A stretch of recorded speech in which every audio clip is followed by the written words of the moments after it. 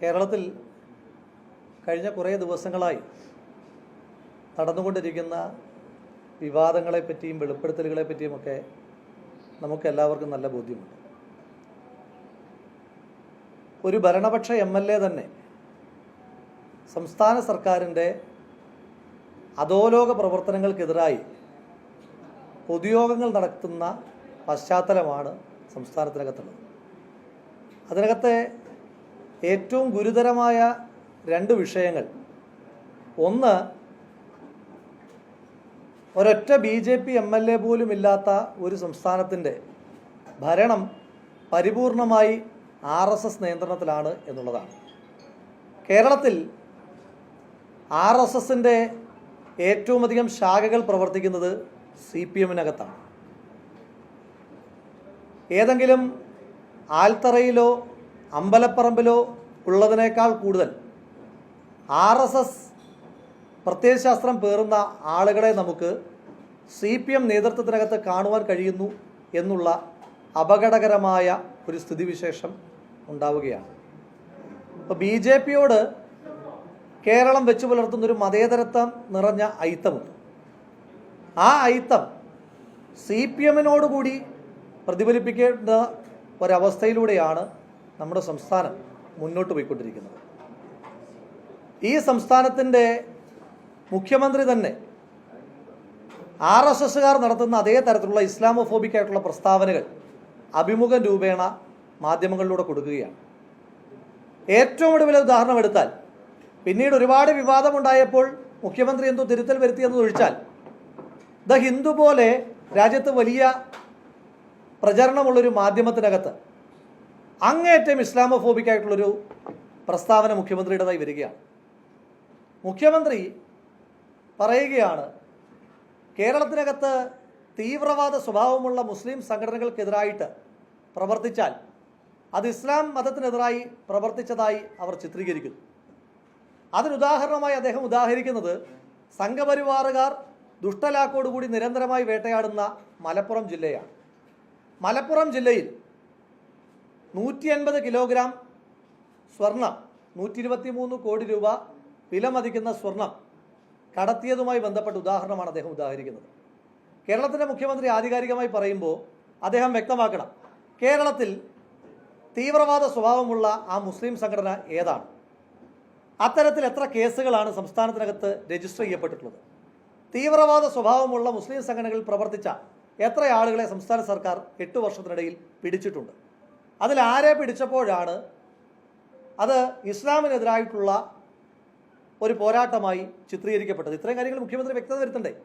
അതല്ല സ്വർണ്ണക്കടത്താണ് മുഖ്യമന്ത്രിയുടെ പ്രധാനപ്പെട്ട കൺസേൺ എങ്കിൽ, കേരളത്തിനകത്ത് ഏറ്റവും പ്രമാദമായ സ്വർണ്ണക്കടത്ത് കേസ്, ആ കേസിനകത്ത് 100-ലധികം ദിവസം ജയിലിൽ കിടന്ന മുഖ്യമന്ത്രിയുടെ പഴയ പ്രിൻസിപ്പൽ സെക്രട്ടറി ശിവശങ്കരൻ മലപ്പുറം ജില്ലക്കാരനാണ്. മുഖ്യമന്ത്രിയുടെ സുഹൃത്തായ ശ്രീമതി സ്വപ്ന സുരേഷ് ഡിപ്ലോമാറ്റിക് ചാനലിലൂടെ, വേറെ ആരും അങ്ങനെ ഒരു സ്വർണ്ണക്കടത്ത് നടത്തിയതായിട്ട് നമ്മൾ കേട്ടിട്ടില്ല, ഡിപ്ലോമാറ്റിക് ചാനലിലൂടെ സ്വർണ്ണക്കടത്ത് നടത്തിയ മുഖ്യമന്ത്രിയുടെ അടുത്ത സുഹൃത്തായ ശ്രീമതി സ്വപ്ന സുരേഷ് മലപ്പുറം ജില്ലക്കാരിയാണ്. അപ്പോൾ ഒരു ജില്ലയെ, ഒരു മതത്തെ വളരെ ബോധപൂർവമായി ആക്രമിക്കാനുള്ള സംഘപരിവാർ അജണ്ടയുടെ ഭാഗമായി മുഖ്യമന്ത്രി കേരളത്തിലെ സംഘപരിവാർ പ്രസ്ഥാനങ്ങളെ പ്രീതിപ്പെടുത്തുവാൻ വേണ്ടിയിട്ട് പ്രവർത്തിച്ചുകൊണ്ടിരിക്കുകയാണ്. അതോടൊപ്പം തന്നെ തൃശ്ശൂർ പൂരം പോലെ മലയാളിയുടെ ഏറ്റവും പ്രധാനപ്പെട്ട ഒരു സാംസ്കാരിക മഹോത്സവത്തെ കളങ്കപ്പെടുത്തിക്കൊണ്ട് BJPക്ക് സീറ്റ് കൊടുക്കുവാൻ, BJPക്ക് ഒരു സീറ്റ് ജയിക്കുവാൻ ഉള്ള പശ്ചാത്തലം മുഖ്യമന്ത്രി ഒരുക്കിയിരിക്കുകയാണ്. അപ്പോൾ ഞങ്ങളാണ് വിശ്വാസത്തിൻ്റെയും ഹിന്ദുമതത്തിൻ്റെയും ഒക്കെ സംരക്ഷകരെന്ന് പറയുന്ന BJPക്കാർ പൂരം കലക്കിയാലും ഞങ്ങൾക്കൊരു സീറ്റ് ജയിച്ചാൽ മതി എന്ന് പറയുമ്പോൾ എന്ത് വിശ്വാസമാണ് അവർ മുന്നോട്ട് വയ്ക്കുന്നത്? അപ്പോൾ ഇതടക്കമുള്ള ആക്ഷേപങ്ങൾ പൊതുസമൂഹത്തിന് മുന്നിൽ നേരത്തെ തന്നെ പ്രതിപക്ഷം ഉന്നയിച്ചതാണ്. കേരളത്തിനകത്ത് ഏറ്റവും കളങ്കിതനായ, ഇപ്പോൾ ഭരണപക്ഷ MLAയുടെ ഭാഷ ഞാൻ കടമെടുക്കുന്നില്ല, ദാവൂദ് ഇബ്രാഹിം എന്ന് ഞാൻ വിളിക്കുന്നില്ല, കേരളത്തിനകത്തെ IPS റാങ്കുള്ള കൊടിസുനിയായ ADGP അജിത് കുമാർ, ആ അജിത് കുമാറിനെതിരായിട്ടൊരു MLA, ഒന്ന് ആലോചിച്ച് നോക്കണം, ഒരു MLA നിലമ്പൂർ പോലെ CPM-ന് മുൻകാലത്ത് ജയിച്ച പശ്ചാത്തലമില്ലാത്തൊരു മണ്ഡലത്തിൽ നിന്ന് MLA ആകുന്നൊരു വ്യക്തി, ആ വ്യക്തി ഇത്രയെല്ലാം വ്യാജ പ്രചരണങ്ങളിലൂടെയാണ് ആ സീറ്റ് CPM ആ വ്യക്തിയെ ജയിപ്പിച്ചതെന്ന് CPM-ന് തന്നെ അറിയാമല്ലോ. അങ്ങനൊരു വ്യക്തിയെ ഒരു ADGPക്കെതിരായിട്ട് മുഖ്യമന്ത്രി ഒരു ജിഒയിലൂടെ വകുപ്പ് മാറ്റുവാൻ കഴിയുന്നൊരു ഉദ്യോഗസ്ഥനെതിരായിട്ടൊരു ആക്ഷേപം ഉന്നയിച്ചിട്ട് ഞങ്ങൾക്കൊരു MLA പോയാലും വേണ്ടില്ല ആ ADGPയെ സംരക്ഷിച്ച് നിർത്തണമെന്നൊരു മുഖ്യമന്ത്രി തീരുമാനിക്കുമ്പോൾ അത് എന്ത് തരം താല്പര്യമാണ്? അപ്പോൾ RSSനോടുള്ള പ്രതിബദ്ധതയാണ് മുഖ്യമന്ത്രി ചെയ്തുകൊണ്ടിരിക്കുന്നത്. അപ്പോൾ ഇതിനൊക്കെ എതിരായിട്ടുള്ള പ്രതിഷേധങ്ങൾ കേരളത്തിൽ എല്ലാ സ്ഥലങ്ങളിലും നടന്നുകൊണ്ടിരിക്കുകയാണ്. ജില്ലാ യൂത്ത് കോൺഗ്രസ് കമ്മിറ്റികൾ എല്ലാ SP ഓഫീസുകളിലേക്കും മാർച്ച് നടത്തി. അടുത്ത ദിവസം ജില്ലാ യൂത്ത് ലീഗ് കമ്മിറ്റി SP ഓഫീസുകളിലേക്കും പോലീസ് ആസ്ഥാനങ്ങളിലേക്കും മാർച്ച് നടത്തുന്നുണ്ട്. സംയുക്ത സമരം എന്ന നിലയിൽ UDF-YF-ൻ്റെ ആഭിമുഖ്യത്തിൽ നിയമസഭ സമ്മേളിക്കുന്ന ഒക്ടോബർ മാസം 8-ാം തീയതി നിയമസഭയിലേക്ക് ഒരു വലിയ യുവജന പ്രക്ഷോഭം, ഒരു വലിയ യുവജന മാർച്ച് സംഘടിപ്പിക്കുവാനുള്ള തീരുമാനം ഈ അവസരത്തിൽ അറിയിക്കുകയാണ്.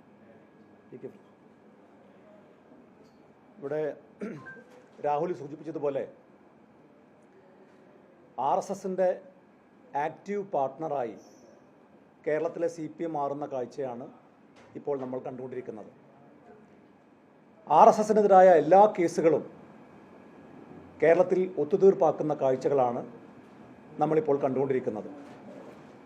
വളരെ പ്രധാനമായ കൊലപാതക കേസുകളിലടക്കം RSSകാർ പ്രതികളാകുന്ന കേസുകളിൽ അവരെ രക്ഷപ്പെടുത്താൻ വേണ്ടി വഴിവിട്ട സഹായങ്ങൾ കേരള സർക്കാരിൻ്റെ ഭാഗത്തു നിന്നുണ്ടാകുന്നതായി നമുക്ക് കാണാൻ സാധിക്കും. ഇപ്പോൾ റിയാസ് മൗലവിയുടെ കൊലപാതകം, ആ കൊലപാതക കേസിലെ മുഴുവൻ പ്രതികളെയും വെറുതെ വിട്ടു എന്ന് മാത്രമല്ല, വെറുതെ വിടുമ്പോൾ കോടതി പറഞ്ഞത് പ്രോസിക്യൂഷനും പോലീസും ഈ കേസന്വേഷണം മുന്നോട്ട് കൊണ്ടുപോകുന്നതിൽ ഗുരുതരമായി പരാജയപ്പെട്ടു എന്നാണ്, ഭീകരമായി പരാജയപ്പെട്ടു എന്നാണ് കോടതി തന്നെ പറഞ്ഞത്. കൊടിഞ്ഞി ഫൈസലിനെ കൊലപ്പെടുത്തിയ കേസിലും RSSകാർ പ്രതികളായ കേസിൽ സർക്കാർ ബോധപൂർവം വിചാരണ നീട്ടിക്കൊണ്ടുപോയി പ്രതികളെ രക്ഷപ്പെടുത്താൻ വേണ്ടിയുള്ള നീക്കമാണ് നടന്നുകൊണ്ടിരിക്കുന്നത്. ഷാൻ കൊലപാതക കേസിലും സമാനമായ രീതിയിലുള്ള സംഭവങ്ങളാണ് കേരളത്തിൽ നടന്നുകൊണ്ടിരിക്കുന്നത്. ഇങ്ങനെ RSSകാർ പ്രതികളായ മുഴുവൻ കേസുകളിലും പ്രതികളെ സഹായിക്കുന്ന നിലപാട് പോലീസ് സ്വീകരിക്കുന്നു. ഇനി നേരത്തെ CPMൻ്റെ സംസ്ഥാന സെക്രട്ടറി ആയിരുന്ന കോടിയേരി ബാലകൃഷ്ണനെതിരെയുള്ള RSSൻ്റെ ബോംബാക്രമണ കേസാവട്ടെ, CPMൻ്റെ കോഴിക്കോട് ജില്ലാ കമ്മിറ്റി ഓഫീസിന് നേരെയുള്ള ആക്രമണ കേസാവട്ടെ, RSSകാർ പ്രതികളാകുന്ന ഏത് കേസെടുത്ത് പരിശോധിച്ചാലും ആ കേസിൽ പോലീസിൻ്റെ ഭാഗത്ത് വീഴ്ചകൾ ഉണ്ടാകുന്നു. ഈ വീഴ്ചകൾ യാദൃച്ഛികമായി സംഭവിക്കുന്ന ഒന്നല്ല എന്നാണ് ഈ നിരന്തരമായ സംഭവങ്ങൾ കാണുമ്പോൾ നമുക്ക് ബോധ്യമാകുന്നത്. ഇക്കാര്യത്തിൽ RSSനോട് ചേർന്ന് നിന്നുകൊണ്ട് പ്രതികളെ സഹായിക്കുന്ന നിലപാട് പോലീസും പോലീസിൻ്റെ ചുമതലയുള്ള ആഭ്യന്തരമന്ത്രി, കേരളത്തിലെ മുഖ്യമന്ത്രി ശ്രീ പിണറായി വിജയനും സ്വീകരിക്കുന്നു എന്നാണ് നമുക്ക് മനസ്സിലാക്കാൻ സാധിക്കുന്നത്. ഏറ്റവും ഒടുവിൽ മലപ്പുറം ജില്ലക്കെതിരായി നടത്തിയ പ്രസ്താവന പോലും മുഖ്യമന്ത്രിയുടെ RSSൻ്റെ അനുകൂലമായ നിലപാടിൻ്റെ വ്യക്തമായ തെളിവാണ്. ഇപ്പോൾ അദ്ദേഹം അങ്ങനെ ഒരു പ്രസ്താവന ഞാൻ നൽകിയിട്ടില്ല എന്ന് പറയുന്നുണ്ട് എങ്കിൽ പോലും വളരെ വ്യക്തമായി, കാരണം ഇന്ത്യയിലെ ഒരു പ്രമുഖ പത്രം മുഖ്യമന്ത്രി പറയാത്ത വാചകങ്ങൾ പ്രിൻ്റ് ചെയ്ത് പ്രചരിപ്പിക്കുമെന്ന് ഞങ്ങളാരും വിചാരിക്കുന്നില്ല. മാത്രമല്ല, മുഖ്യമന്ത്രി അങ്ങനെ പറഞ്ഞിട്ടില്ല എങ്കിൽ ആ പത്രത്തിനെതിരെ കേസ് കൊടുക്കാൻ എന്തുകൊണ്ടാണ് അദ്ദേഹം തയ്യാറാകാതിരുന്നത്? വലിയ തോതിലുള്ള പ്രതിഷേധം വ്യാപകമായി ഉയർന്നു വന്നപ്പോൾ അത് മുഖ്യമന്ത്രിയുടെ ഓഫീസ്, മുഖ്യമന്ത്രി നേരിട്ടല്ല, മുഖ്യമന്ത്രിയുടെ ഓഫീസ് തൽക്കാലം ഈ പ്രതിഷേധങ്ങളെ വഴിമാറ്റി വിടാൻ വേണ്ടിയുള്ള ഒരു ശ്രമം നടത്തി എന്നല്ലാതെ ഇക്കാര്യത്തിൽ ആത്മാർത്ഥമായൊരു നിലപാട് കേരളത്തിലെ മുഖ്യമന്ത്രി സ്വീകരിച്ചിട്ടില്ല. അതുകൊണ്ട് മുഖ്യമന്ത്രി ആ പ്രസ്താവന പിൻവലിച്ച്, മലപ്പുറം ജില്ലക്കെതിരായി നടത്തിയ ആ പ്രസ്താവന പിൻവലിച്ച്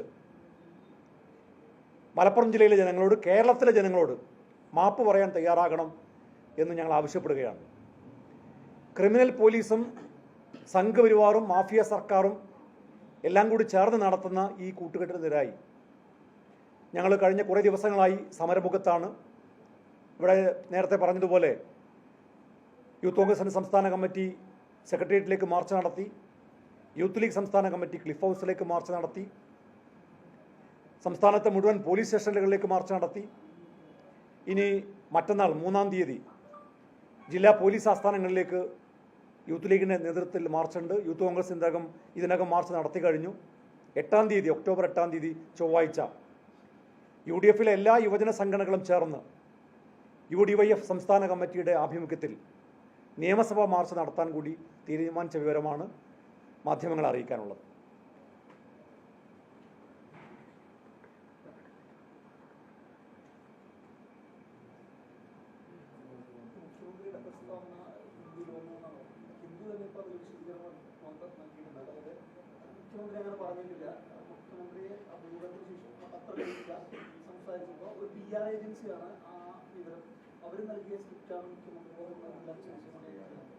അപ്പോൾ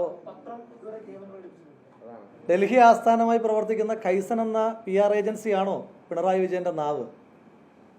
അങ്ങനെയാണെങ്കിൽ RSS വാക്കുകൾ ഉച്ചരിക്കുന്നൊരു PR ഏജൻസിയുമായിട്ടാണോ ശ്രീ പിണറായി വിജയൻ നടക്കുന്നത്? അപ്പോൾ ആ PR ഏജൻസിയുടെ പണം കൊടുക്കുന്നത് RSSൻ്റെ ആസ്ഥാനത്തു നിന്നാണോ?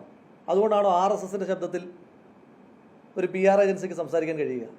മുഖ്യമന്ത്രി ന്യായീകരിച്ച് കൂടുതൽ വികൃതനാകാതെ ഒരബദ്ധം പറ്റിയതാണ് എന്ന് പറഞ്ഞ് സമസ്താപരാധം പറഞ്ഞാൽ ഒരുപക്ഷെ കേരളം അത് കേൾക്കാനെങ്കിലും തയ്യാറാകും. അതല്ല, എനിക്ക് RSSകാരുടെ PR ഏജൻസി എഴുതി തന്നതാണ് ഞാൻ കൊടുത്തതെന്നൊക്കെ പറഞ്ഞാൽ മുഖ്യമന്ത്രി കൂടുതൽ അപഹാസ്യനാകും. ഒരു സംസ്ഥാനത്തിൻ്റെ മുഖ്യമന്ത്രി, ആ മുഖ്യമന്ത്രിയുടെ പ്രസ്താവനകൾ തീരുമാനിക്കേണ്ടത് ഒരു PR ഏജൻസിയാണോ?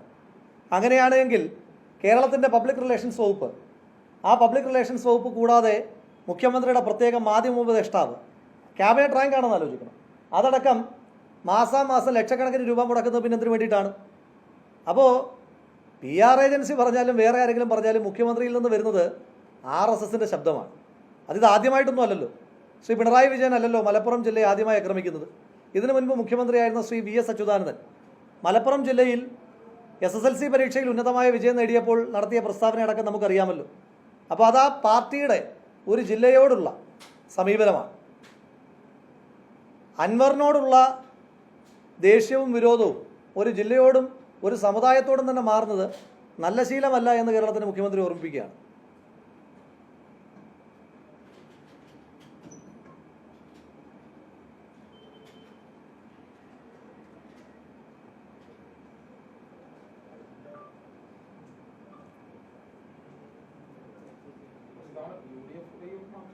UDYF March